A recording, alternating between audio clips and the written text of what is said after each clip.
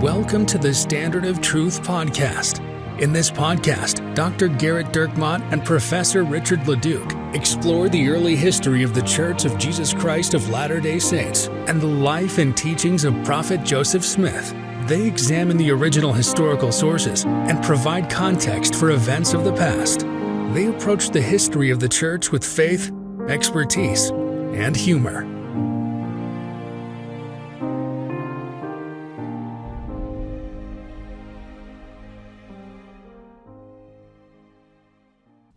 Hi, welcome to another episode of the Standard of Truth podcast. I'm your host, Dr. Garrett Dirkmott, and I'm joined by my friend who keeps, thanking me for having him back, even though we are in our fourth season. And in fact, there's never been any attempt to replace him, and we don't have any, there's no open postings for the position, although there are lots of you who do email saying, I would like to take Richard's job. So maybe he's feeling a little bit insecure. But my friend, Professor Richard Leduc. Hello, Garrett. Thanks for having me back. It's really great to be back. We have a couple of emails, and we'll see how this goes. We've done ever so slight amount of prep. I'm hoping this episode goes one way, and we shall see the way it goes. I'm hoping it doesn't ever air. The subject from Betty: historical relatives of shame. First, I just wanted to thank you both for your wonderful podcast. I just discovered your podcast after Garrett's last appearance on Follow Him.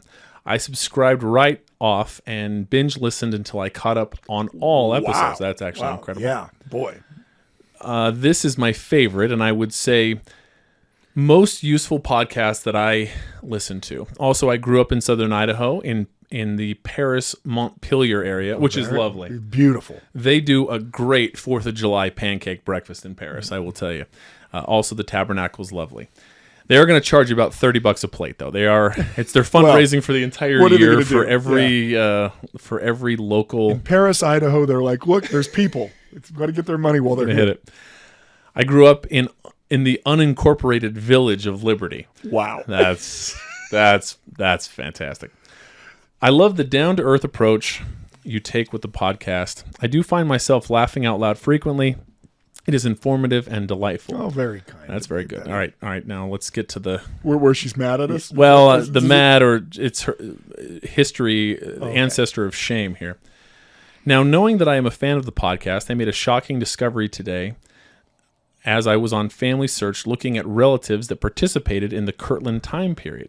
I gasped when I found out that I am related to Dr. Philastus Hurlbut. Oh, boy. Second cousin. Okay, that's not direct, though. 5 times removed. That's like you're getting invited to a barbecue. Well, I mean, the 5 times removed will hurt that. But. Yeah, you might be at a... It'll be hard to go to a barbecue 5 times removed. I feel like it's important here to explain how that works. I had questions about that until we took a trip as a ward to a Family Search, and the kind lady spent a lot of time explaining once removed. So I believe I have this correct. Okay. So correct me if I'm wrong. So my cousin, okay, they have a child. Yes. Right. That is my first cousin once removed. Right. If I have a child, then those two are second cousins. Yes. So there you go. Right. So 5 times these removed. These are 2 second cousins then, because she said second cousin. Second cousin, 5 times removed. So these are the siblings who had children who've now been dead 5 generations. Is that? I don't know if they've been dead 5 generations, but they're 5 generations removed. But still, yes. Yeah. Well, look, Betty, that's... Oh, is there more? Go ahead. Yeah. Well, so here's the thing, though, before I get into it. I believe you've described Philastus as a fornicating fornicator, and so my guess is that he likely had many children. Wow. So we actually don't know the limits of... I mean, someday we'll do a whole thing on Dr. Philastus Hurlbut. I mean, we've already talked about him a little bit. Yeah, it's one of your favorite. But I mean, he gets disciplined by, at least according to reports, by the Methodist Church, also for improper relations with women. Oh, the Methodist Church is also not true. What? Did he get affidavits on John Wesley? He did not, because he couldn't go back to England. And Charles did this, and Charles was a money digger. We know that at one point later in his life, there is a woman living in his household that is not his wife, and that his wife is living in a different household. Interesting. I'm sure that's fine. Sure, it's above board. So far, he is the most notorious relative I have discovered, although I do have a great-great-grandmother who lived during Pilgrim times that got captured by Native Americans, and in the process of freeing herself and several others, she scalped her captors. Okay. Well, that sounds like you could have a movie made. My goodness. Yeah. Thank It heavens. starts with scalping, it ends in fornication. It would be a Time Life movie. It would be, yeah. Played by Meredith Baxter Birney. Thank heavens for the Savior's atonement and knowledge that my ancestors' sins do not determine my fate. Thanks again for your podcast. I look forward to Mondays and Thursdays. Oh, wow. She's doing some premium content. That suggests that she is. Betty, thank you so much for supporting us. It's very nice of you. I was told by my son this last week that, because I forgot to, because we get a lot of missionary emails, 5 to 10 every minute we're getting. We will get them while we're recording. Missionaries Asking for free access. We have far more missionaries who listen than real people. I apologize to the missionaries that are listening. They know. So Rigdon's like, hey, so you haven't done an episode for a while. It's been like 2 months since I loaded up new ones on the Google. Oh, you haven't? Yeah, yeah. So it was during the tour and the preparedness for the tour, and then coming back from the tour.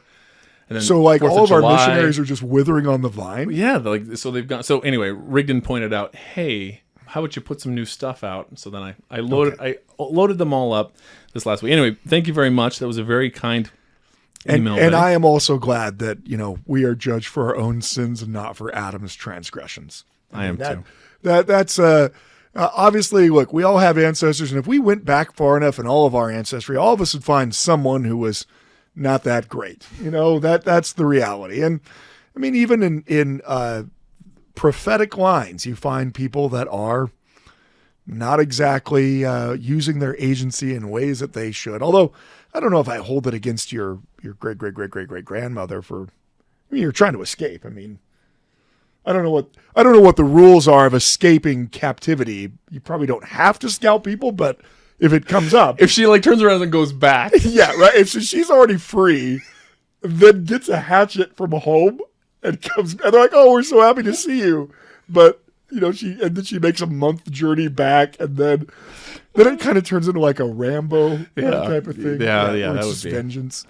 So anyway, this next email actually comes from a missionary, Elder Nichols. Well, so he's been listening to the unupdated content. He has, actually. Dear Supreme Chancellor Dirk Mott and Mr. Universe Leduc. Well, thank you, actually. Wow. I have been hitting the gym. And by that, I went to the gym in March, and I dropped my son off there, and I came back. And you promptly left. Because then he got his license, and I didn't have to drop him off anymore. That makes it so much nicer.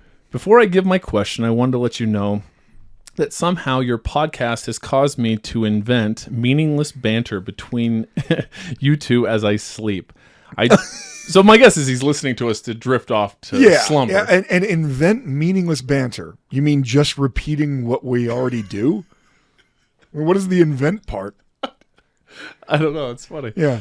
I dreamt that you were talking about VHS tapes and were reminiscing about how if you played them wrong, they would explode. Then you gave some grand advice about how when you pile them up, the best ones are on the top because you watch them the most.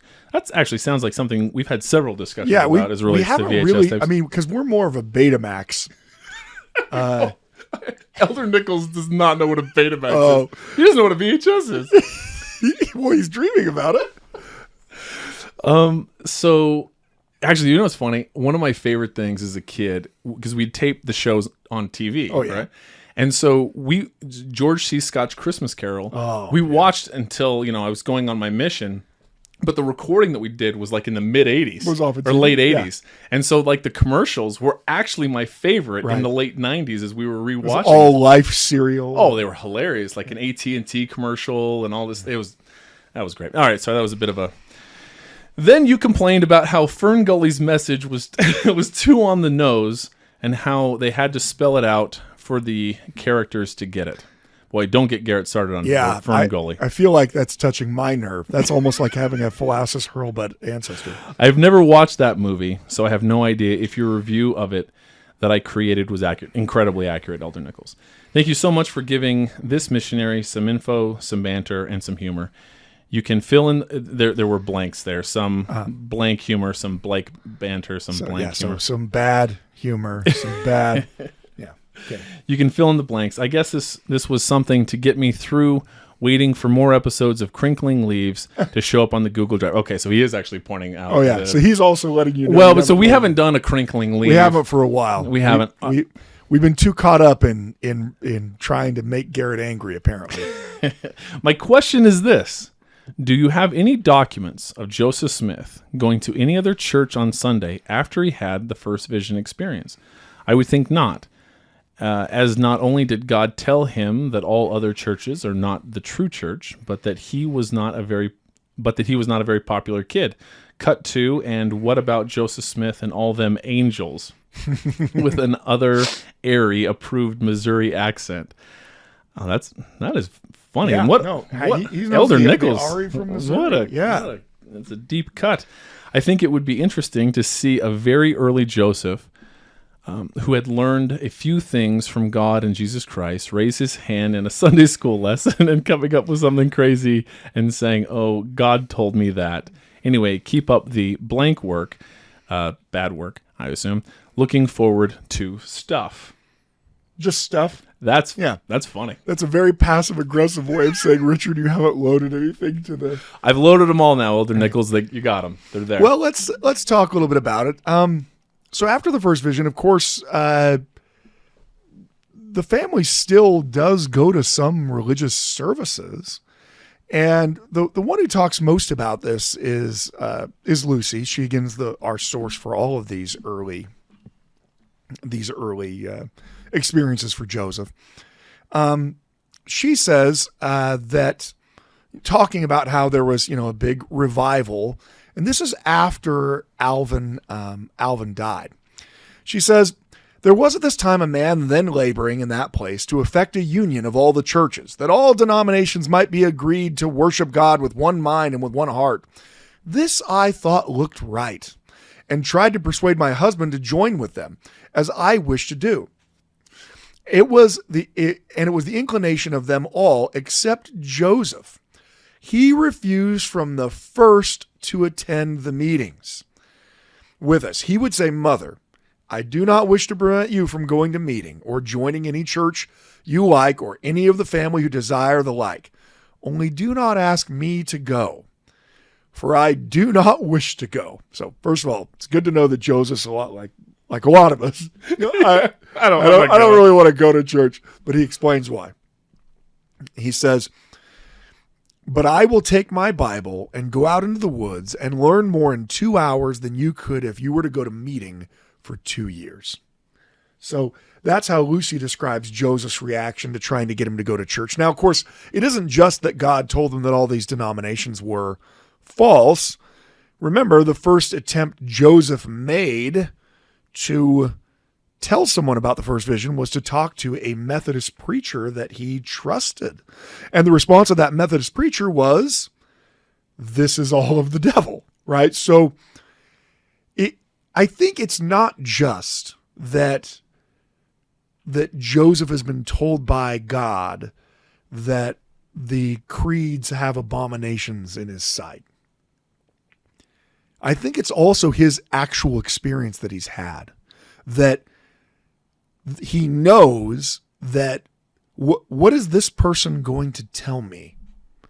I can't even get them to accept the fact that I talked to Jesus.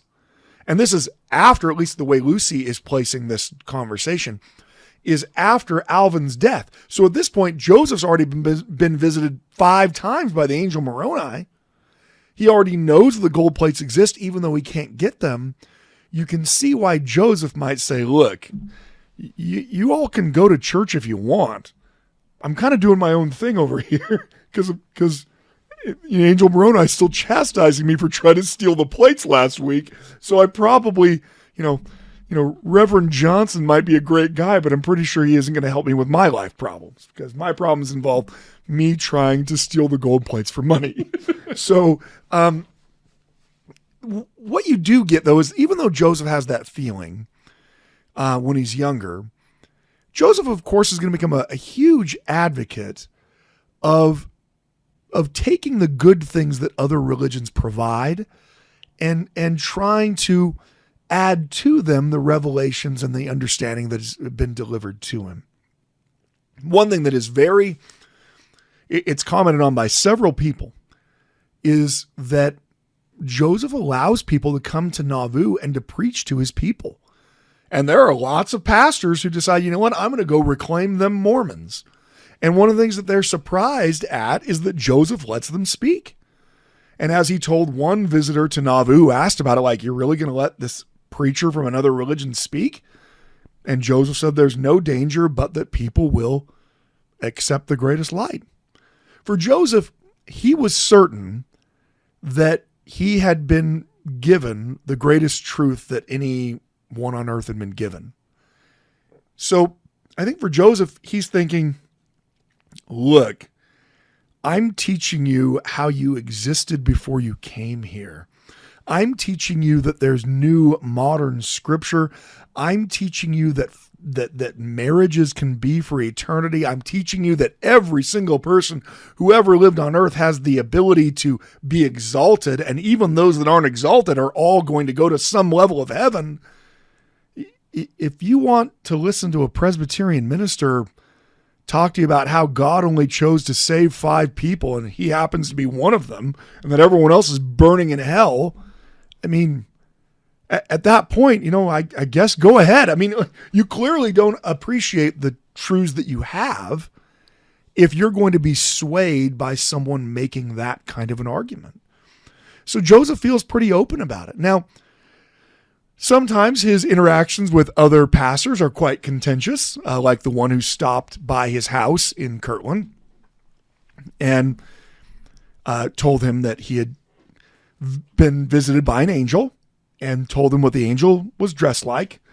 And at that point, Joseph stopped him and said, well, you weren't visited by an angel, because angels don't dress like that. Now, Joseph's not just quoting scripture here. Joseph's like, I've seen like dozens of angels at this point. Like today. I mean? Yeah.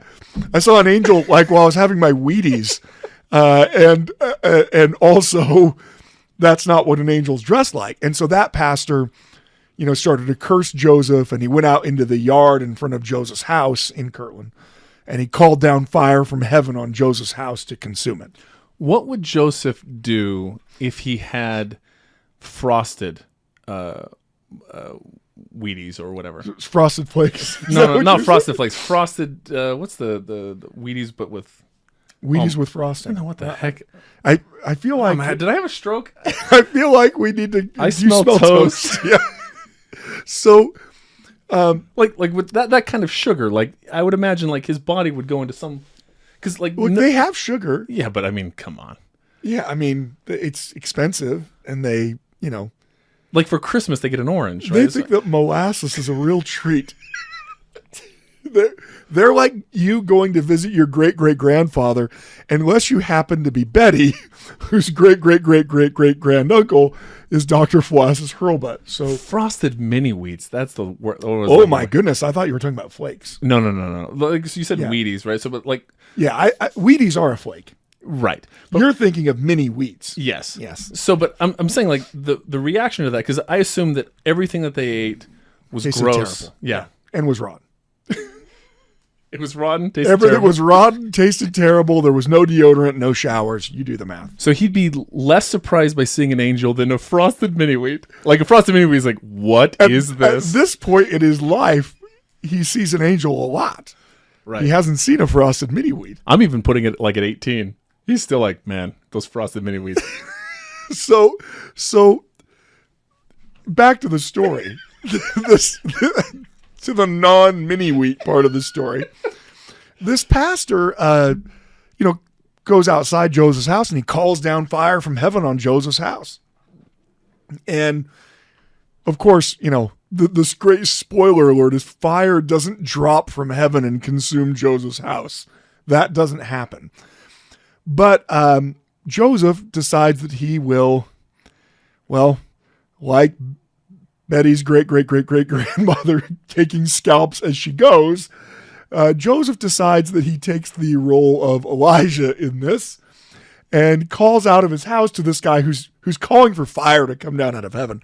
And Joseph says, your God doesn't hear you. Do you want to cut yourself? Because he's the same way that Elijah mocked the priests of Baal when they were trying to get fire to drop on their sacrifice. So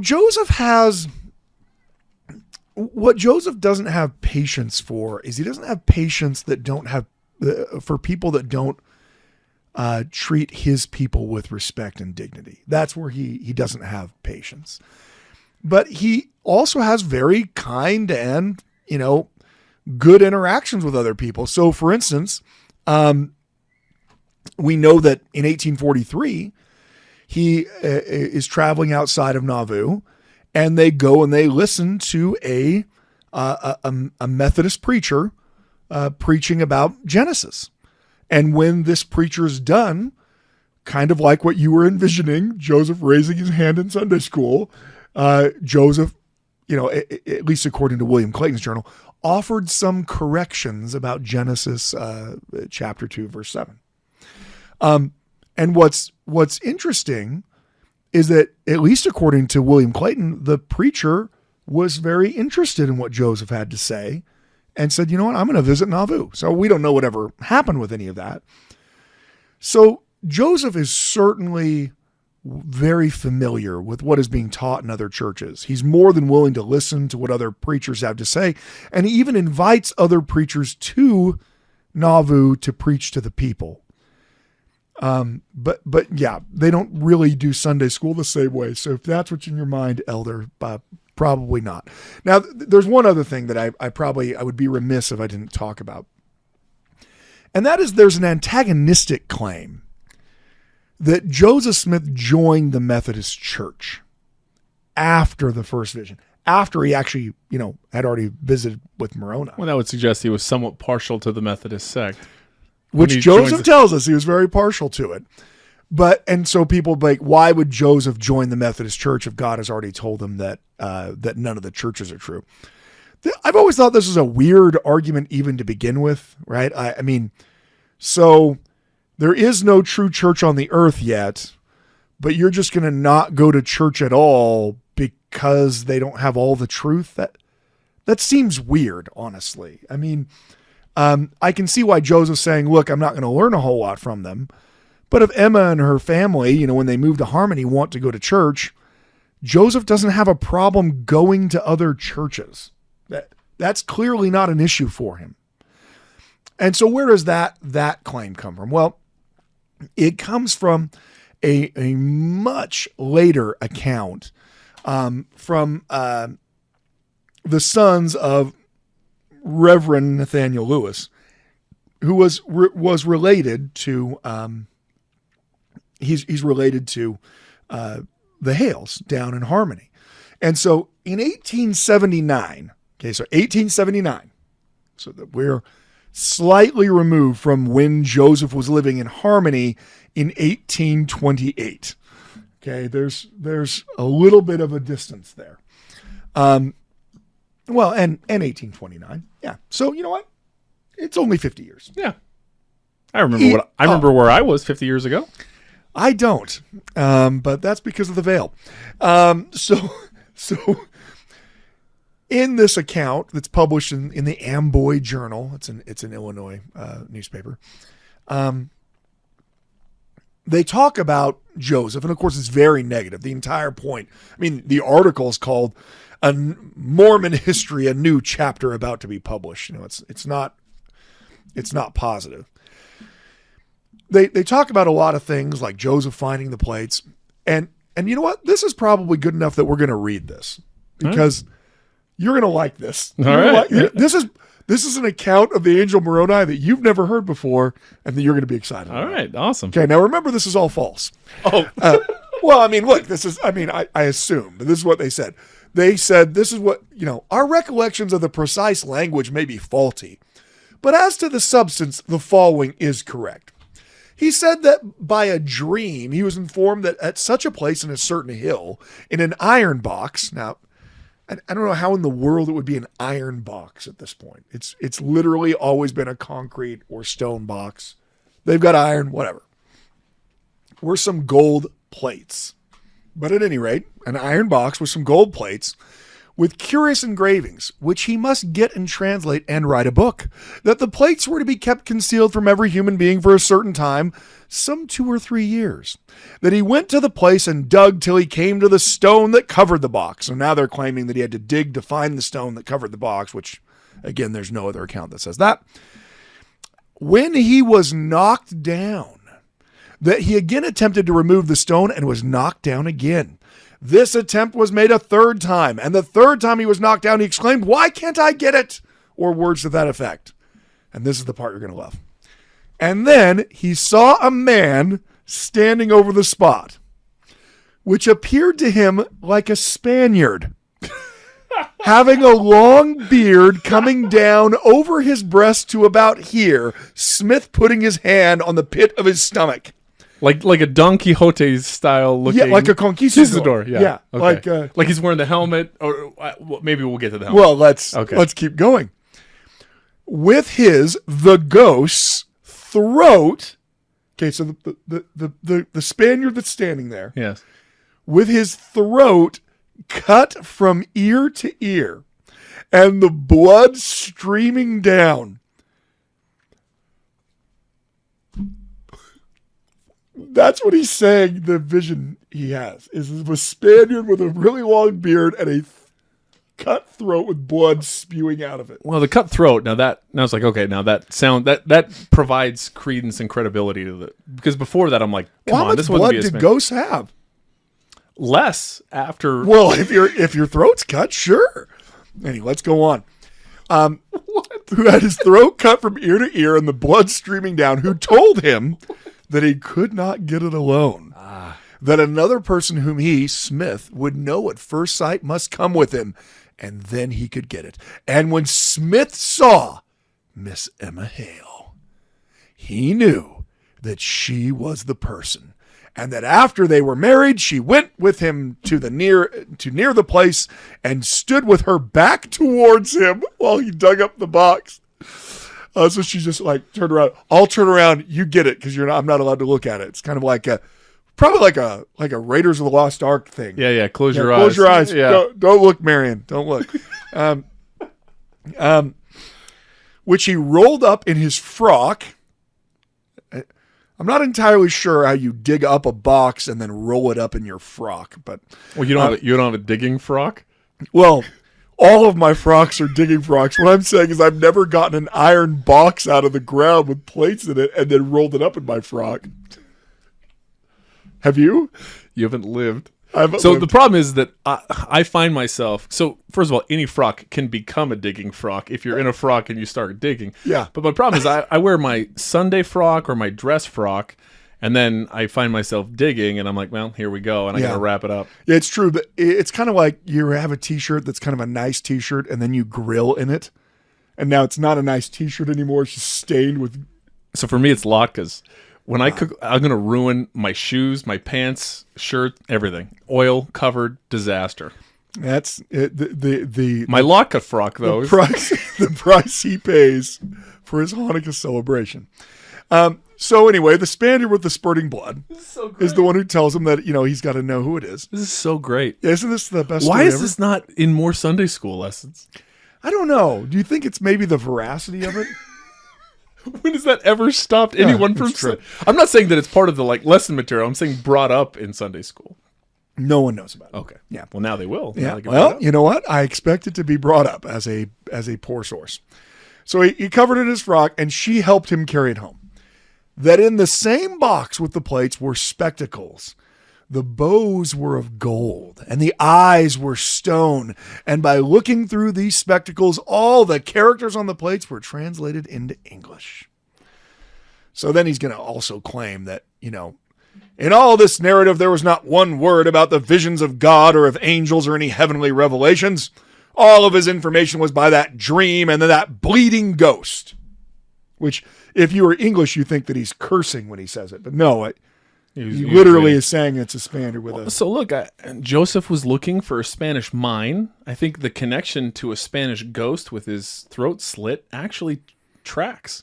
Yeah. So instead, that's what's really going on. Is that so? Who slit the throat of the Spanish ghost?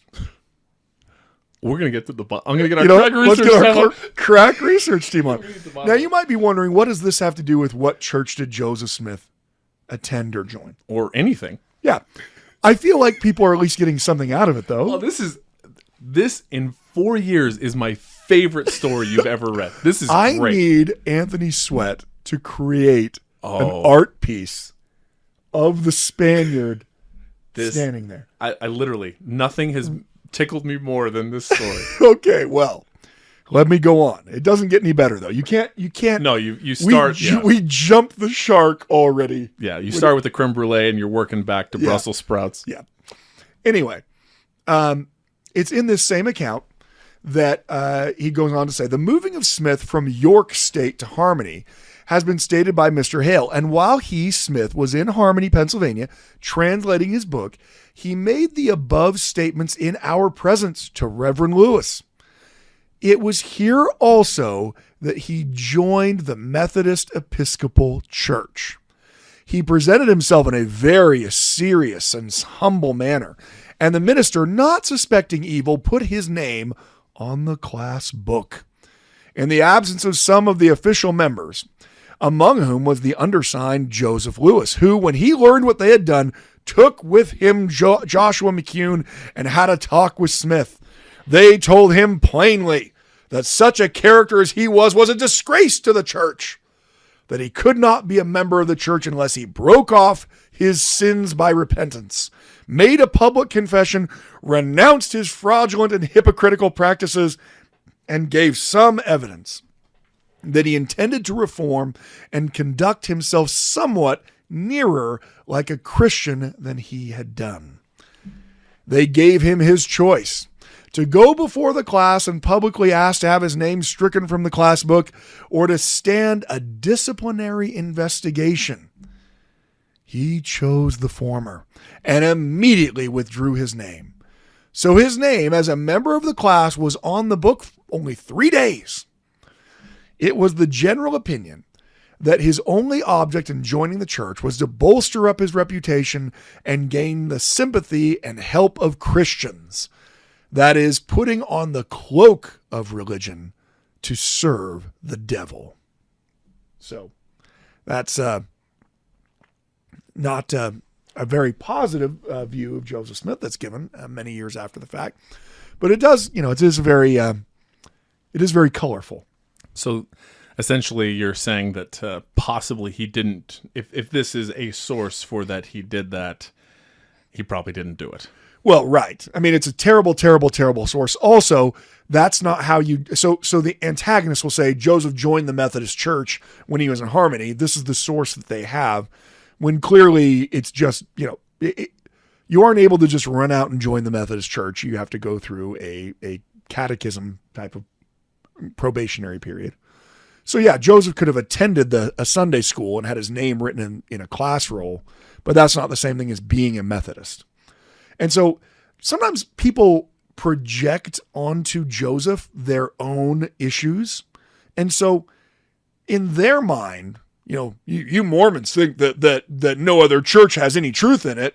And so why would Joseph go to any other church? Well, first of all, because we don't believe that no other church has any truth in it. We believe that there's truth in all of these Christian churches. And we also believe there's truth in Islam. And we believe there's truth in Hinduism. We believe there's truth everywhere. So we're not afraid of the idea of going to another church. But clearly, even the story as they tell it doesn't involve Joseph becoming a full member of the Methodist Church, even if that were the case. If Joseph is just attending a local Sunday school, I mean, I don't really see the issue of it to begin with. I mean, you'd think that would be something that you would highlight rather than denigrate, that Joseph was still willing to show credence and appreciation for other religious groups. And, as so often is the case when it comes to an antagonist of the church, there's no way to win, right? So if Joseph said, I will never, ever step foot in another Christian church because they're all abominations and they're evil, the antagonist would say, you see how just, short-sighted and parochial Mormonism is. It teaches all of its members to not even look anywhere else. They can't even think for themselves. And if Joseph were to attend another church, the response would be, oh, really? See, that just shows he didn't really have a first vision. Why would he attend another church if God told him that no other churches were true? And frankly, you've heard both arguments. So it's just not a very good, it's not a good argument. It's clearly a terrible source. And even if it were the case, clearly Joseph wasn't a full member of the church anyway. He simply attended. But this was a way of demonstrating, how much the Hales and their relatives had nothing to do with this Mormon heresy. So that probably was more than the elder was looking for. I think that's exactly what Elder Nichols was looking for. And he was also looking for you to upload more episodes. You know what, Elder Nichols? Thanks for the email, because I have now uploaded those, and Garrett told a great story. That I can't wait to see the memes on that one. So we don't have time quite to get to the topic that I hoped we would, hopefully maybe next week. But we'll see. So in the time we have left, I wanted to change course a little bit and read a different email that we got from a senior missionary. So this is an all missionary almost. Almost. I mean, if we could get Betty on a mission. Well, if she wants free content, that's the way to get it. She's already subscribed. That's what I'm saying. Do you Betty, want it free? We need you to go on a mission so you can get it free. So this comes to us from Elder Carter. Season 2, Episode 12. You make the statement that when Joseph comes home and tells his family that he's seen the father and son, that they immediately believe him, paraphrased. As a senior missionary, I gave presentations developed by historians at the Church History Library. Regarding the first vision, we taught that other than Joseph telling his mom that her church was wrong, there's really no evidence that he widely shared the experience. Did I get that wrong? From Elder Carter. Well, wrong is I think that there's a lot of gray area there. So let me first explain the reason why I say what I say. Okay, so what I say comes from, let's start with Joseph Smith's, from the story that the elder just referenced, right? From Joseph Smith history, right? He explains that, when the light had departed, I had no strength, but soon recovering in some degree, I went home, and as I was leaned up to the fireplace, mother inquired what the matter was. I replied, never mind, all is well. I am well enough off. I then said to my mother, I have learned for myself that Presbyterianism is not true. Now that's a big deal because his mom's a member of the Presbyterian Church. So that's not just Joseph randomly picking a denomination out of his mom is like a Yankees fan and Joseph is just saying, I've learned for myself that the Red Sox are terrible. And that, because then she'd probably be okay with that. Yeah, she would be. Yeah, right. Yeah. But instead, Joseph's saying, hey, the church that you pay money to and that you have a pew at is not the true one. And so you can see why someone would say, well, that's all that he says.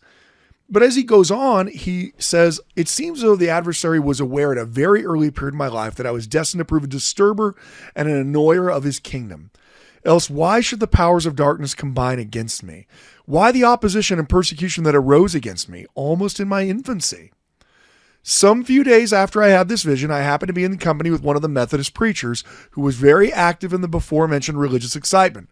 And conversing with him on the subject of religion, I took occasion to give him an account of the vision which I had had. I was greatly surprised at his behavior.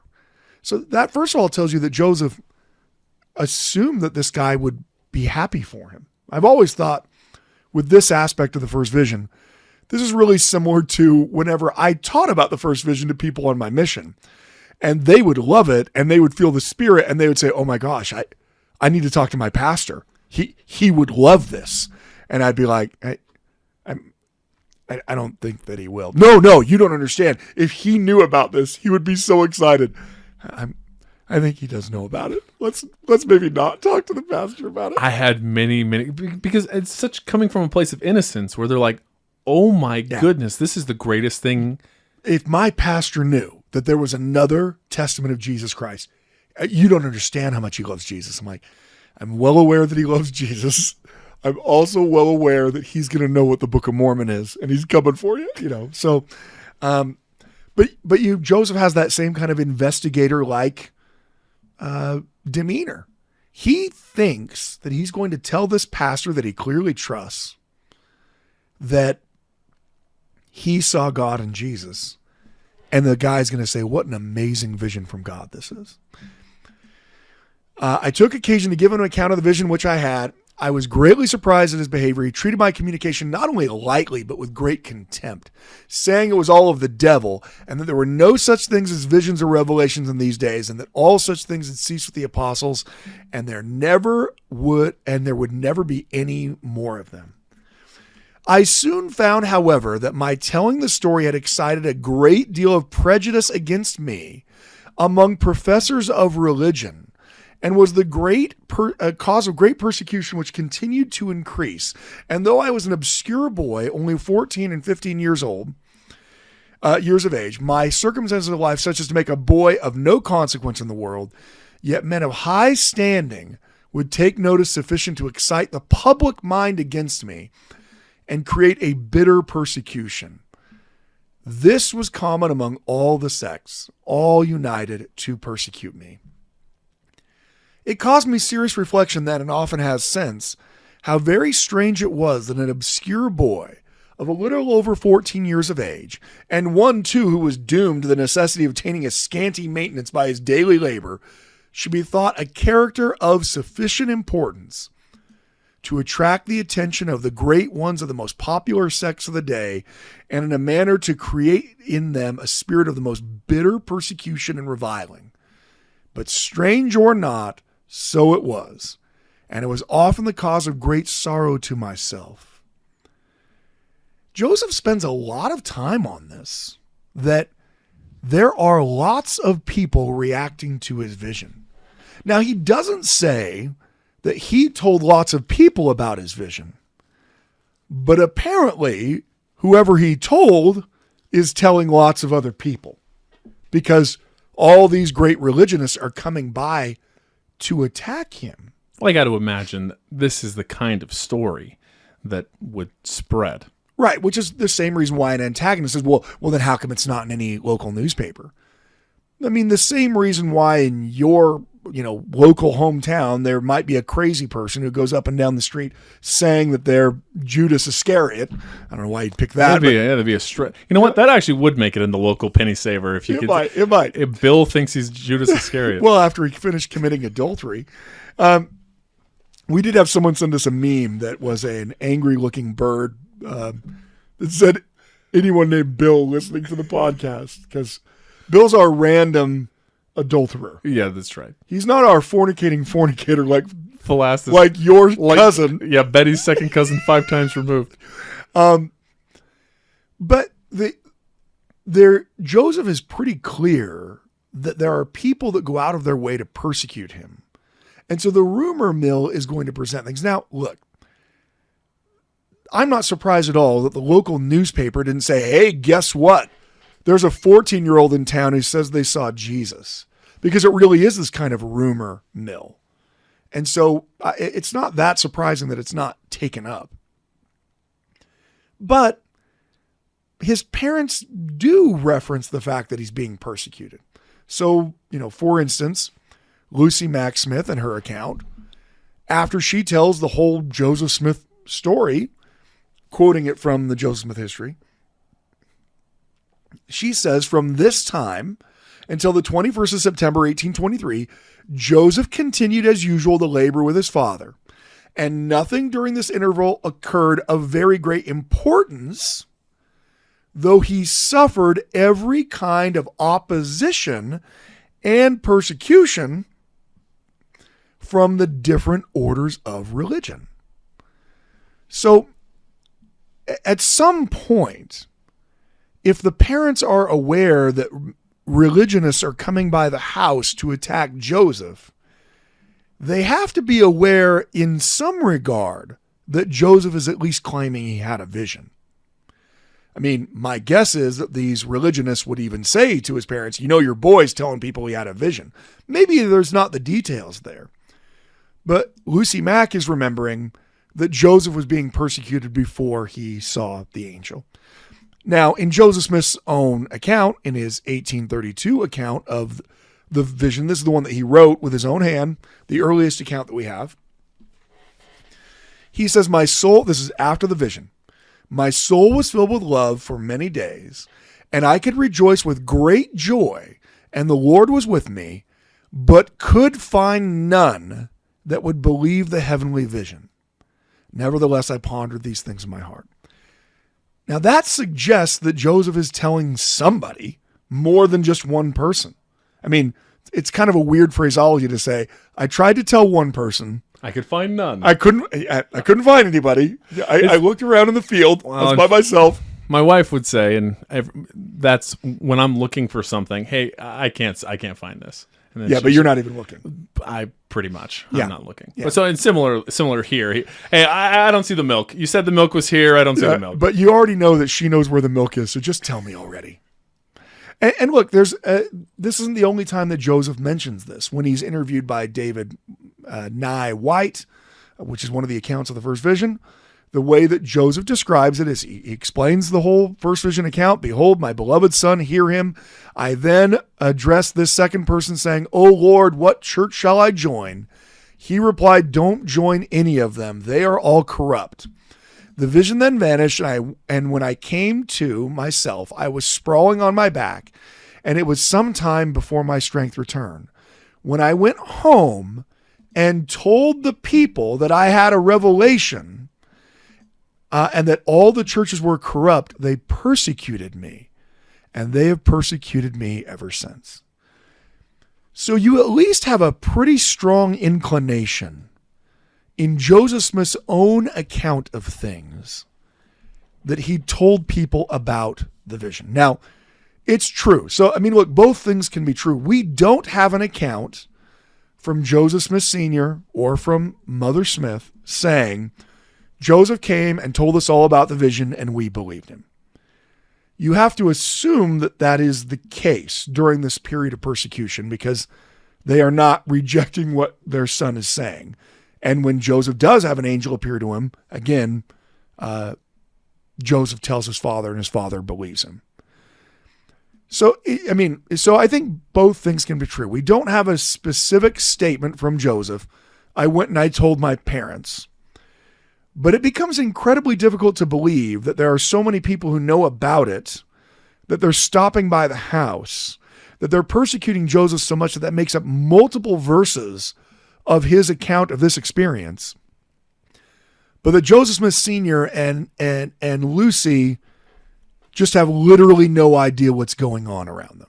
They would have to be the most oblivious parents of all time to believe that their son is being persecuted by all these pastors, that they're not hearing the rumor mill that's going around in town, but they know nothing about Joseph claiming to have had a vision. It doesn't really, it doesn't comport with what Joseph is saying happened in multiple of his accounts. This actually is a good example of, in history, when you don't have exact evidence of a particular thing, but you've got some things like this, then you talk about how, well, so what's the most likely then thing? And the fact that he would have talked or that his family would have known about it seems to be the most likely Even thing. if he didn't tell them directly, how many people have to stop by your house saying, I need to yell at your 14-year-old before a good parent says, and what is this about? I mean, sure, you can yell at my 14-year-old,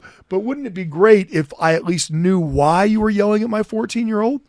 Now, some of us with 14-year-olds are probably thinking, you know what? No, they can yell at him for any reason. Maybe it will stick this time, right? I mean, maybe there's some very cynical parents out there that are just like, You can yell at my 14-year-old for any reason. But yeah, so from the absence of evidence, someone might argue, well, he doesn't specifically tell them. And yet, Joseph seems to relate that lots of people know about it. The last, evidence we could look at is the account of William Smith. Now, this is many, many, many years later. And there's all kinds of problems with William Smith's account. First of all, there's all kinds of problems with William Smith. I mean, this guy is as watery as the day is long. He's changing what his position is on Joseph. He's fighting to keep Utah from becoming a state. But he still believes Joseph Smith was a prophet. And part of the problem with William Smith's accounts is he kind of mixes things together. Like he puts things out of order a lot. So it's hard to be definitive about it. Still, the way that he talks about it, in fact, let me read another portion of this that I wasn't planning to read, but because Richard was so interested in frocks. Oh, yeah, absolutely. So, wait, William Smith is going to talk about a digging frock? Well, again, any frock is a digging frock if you're in a frog and you start digging. Well, let's talk about it. Brother Briggs then handed me a pencil and asked Brother Smith if he ever saw the plates his brother had from which the Book of Mormon was translated. William Smith replied, I did not see them uncovered, but I handled them and hefted them while wrapped in a tow frock. What is a tow frock? Spelled T-O-W, so it's something that you haul something. I see. Yeah, which is not the same as a digging frock. Look, you have a closet of frocks. You've got one white shirt, one pair of brown pants, one brown vest. It's nothing but frocks. And everything else is just frocks. It's a digging frock, a toe frock. This is my breakfast frock. It makes me think of like episodes of The Simpsons where they make fun of the fact they're wearing the same clothes. So Bart opens his closet and it's just all the same. Yeah. That's what I assume. Yeah, that's what I do when I find clothes that I like. And members of our tour, called me out on it. Like, hey, you're wearing the same type of shirt, just a different color. Yeah, that's right. Yeah, that's what I do. That's who I am now. Anyway, talking about this, he said he wrapped them in a tow frock and judged them to have weighed about 60 pounds. I could tell they were plates of some kind and that they were fastened together by rings running through the back. Their size was as described in Mother's history. Did any of the family see them? Yes. Father and my brother Samuel saw them, as did I, while in the frock. See, frock keeps coming back. Yeah, this is exciting. So did Hiram and others of the family. Was this frock one that Joseph took with him especially to wrap up the plates? Nope. It was his everyday frock, just as young men used to wear then. I feel like you're messing with me. No, I'm reading it. This is from the source. This is the original source. That's great. This is republished in the Millennial Star. It's actually, 1894 is when this is being republished. It was his everyday frock, such as young men used to wear then. Didn't you want to remove the cloth and see the bare plates? No, for father had just asked if he might not be permitted to do so, and Joseph, putting his hand on them, said, no, I'm instructed not to show them to anyone. See, this isn't quite as good because there's not a ghost Spaniard spurting blood everywhere. Spurting ghost blood, apparently, everywhere. But besides, we did not care to have him break the commandment and suffer as he did before. But then as he talks about the persecution, did you not doubt Joseph's testimony sometimes? No. We all had the most implicit confidence in what he said. He was a truthful boy. Father and mother believed him. Why should not the children? I suppose if he had told crooked stories about other things, we might have doubted his word about the plates. But Joseph was a truthful boy. That father and mother believed his report and suffered persecution for that belief shows that he was truthful. No, sir, we never doubted his word for 1 minute. Well, said Brother Briggs, it is said that Joseph and the rest of his family were lazy and indolent. We never heard of any such thing until after Joseph told of his vision, and not then by our friends. When the neighbors wanted a good day's work done, they knew where they could get a good hand, and they were not particular to take any of the other boys before Joseph either. We cleared 60 acres of the heaviest timber I ever saw. We had a good place. We also had on it from 12 to 1,500 sugar trees. to gather the sap and to make sugar and molasses from that number of trees was no lazy job. We worked hard to clear our place, and the neighbors were a little jealous.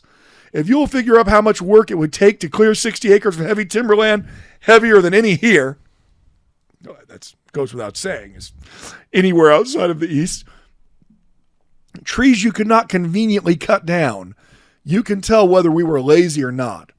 And Joseph did his share of the work with the rest of the boys. We never knew that we were bad folks until Joseph told his vision. We were considered to be respectable until then. But at once, people began to circulate falsehoods and stories in a wonderful way.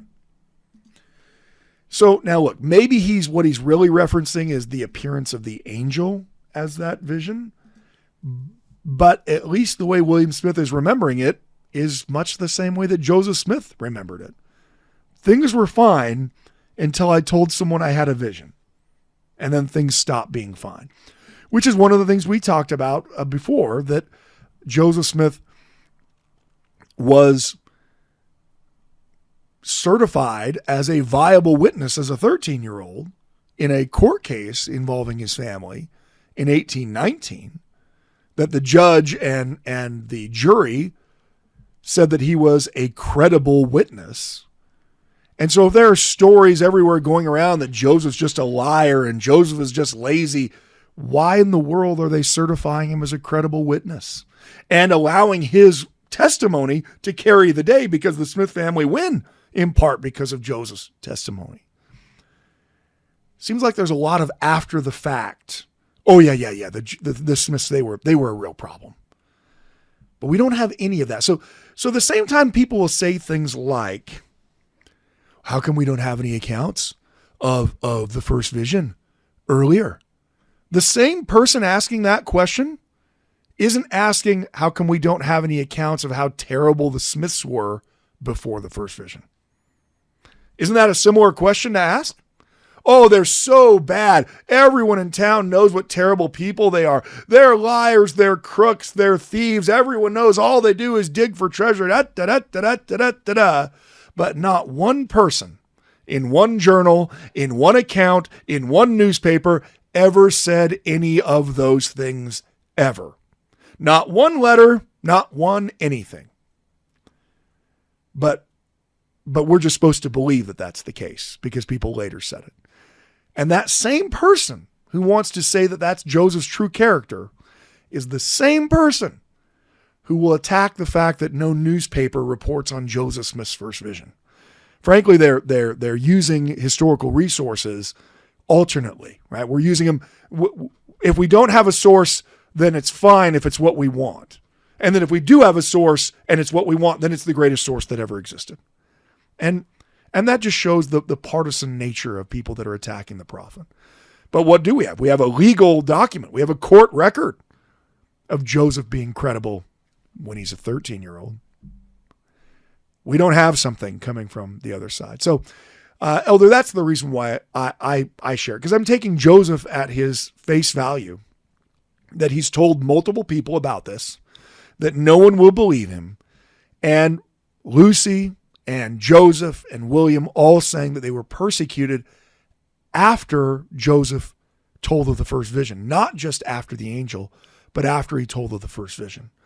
And so it is by implication, clearly Joseph's family is at least going to hear, maybe not the details, but they're at least going to hear by the same rumors that everyone else is hearing, that Joseph is saying that he had a vision.